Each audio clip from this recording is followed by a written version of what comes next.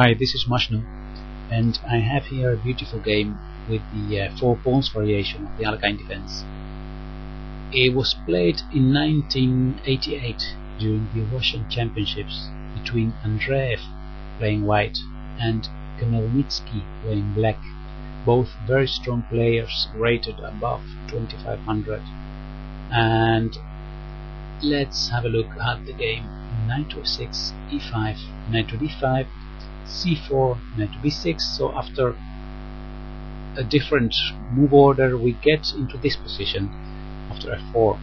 This is the 4 pawns variation of the Alekhine defense, one of the most aggressive ways to play with white against the Alekhine. D takes e5, f takes e5 are the most common moves. Now knight to c6, attacking d4 of course, and white plays here bishop to e3. The other way to defend d4 would be of course to play knight to f3, but then black is allowed to play bishop to g4, pinning this knight. So what we see normally is that white plays bishop to e3 to prevent this annoying pin with bishop g4. Now black still wants to bring the bishop out of the pawn chain before playing the move e7 e6. So he plays bishop to f5. Knight to c3 followed, e6, knight to f3, and in this position there are actually a few important moves, possible moves for black. One of them is bishop to e7, the other one is bishop to g4, and the other one's queen to d7. In this game bishop to g4 was played, and well, actually bishop to e7 is more common, but it is really a very complicated variation, because white is here playing d5, opening the center immediately, and after taking here we see these two dangerous pawns on e5 and d5, and after knight to b4 threatening check on c4, the most common answer for white is knight to d4, controlling the c2 square, so preventing this check. But here I've seen a few games with this variation, and it's really very complicated. I've read in a book that this variation with the bishop e7 has been analyzed until move 20 or 21, something like that. So it's really heavy stuff to play, a very difficult variation. So here in this game bishop to g4 was played. So let's continue with the game. Queen to d2, preparing to castle queenside, bishop e7, castle queenside, queen to d7 now. So black has the option of castling either queen or kingside. h3 now by white, and now black didn't take on f3.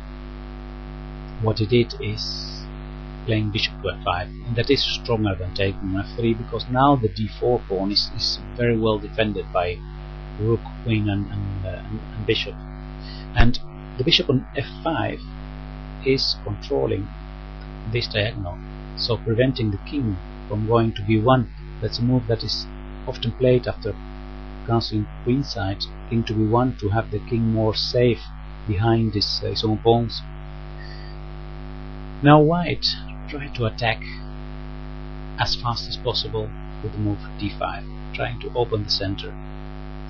Black didn't take on d5, he played knight to a5, threatening to take on c4.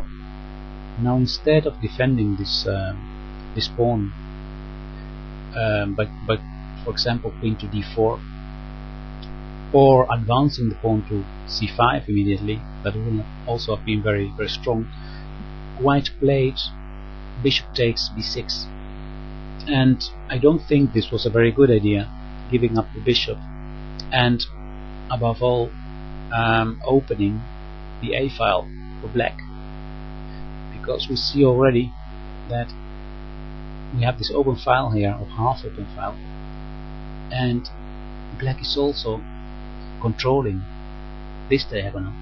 So imagine that now, and this is actually a way that we can use to find tactics in chess.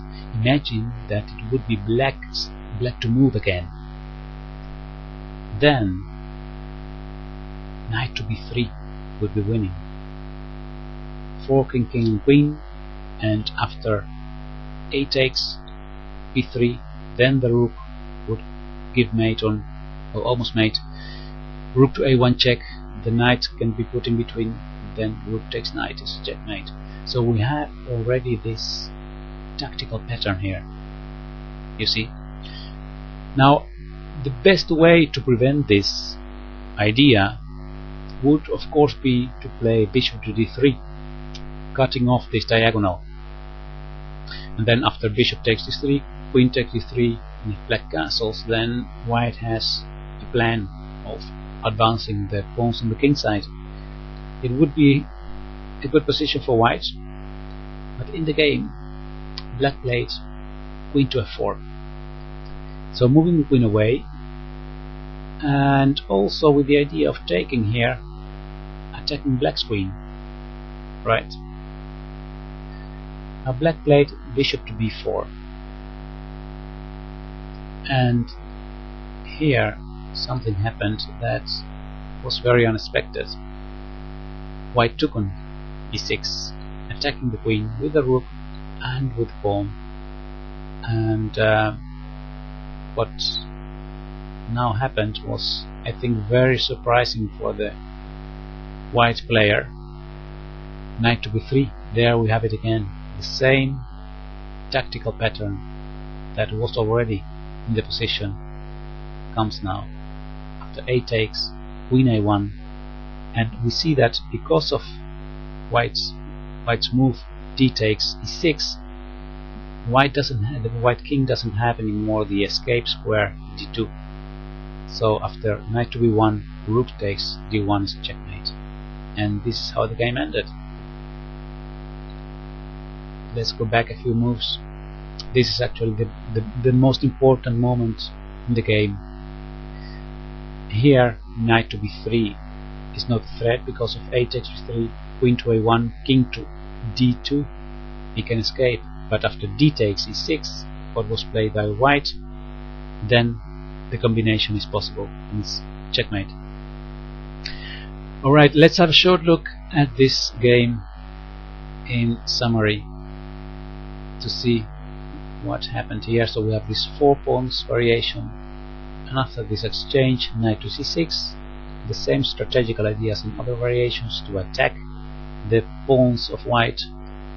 Bishop to e3 is played, bishop f5 out of the pawn chain before playing e6, and after knight f3, then still playing bishop to g4. It costs 1 tempo, it's true, but we have the same strategic plans. Bishop to d2, bishop e7, castle, queen d7, h3, now bishop f5, controlling this diagonal, and white doesn't play bishop to d3, he plays d5 immediately, knight to a5. Now it would be actually the last moment to continue with the strong play, playing c5 here, but bishop to b6 was played. A takes b6 opens the a file for black, queen f4, bishop to b4, and now the blunder actually, d takes e6, and now this beautiful combination with checkmate on b1. Alright, I hope you enjoyed this video, and leave your comments and questions on YouTube, and I'll see you next time. Goodbye.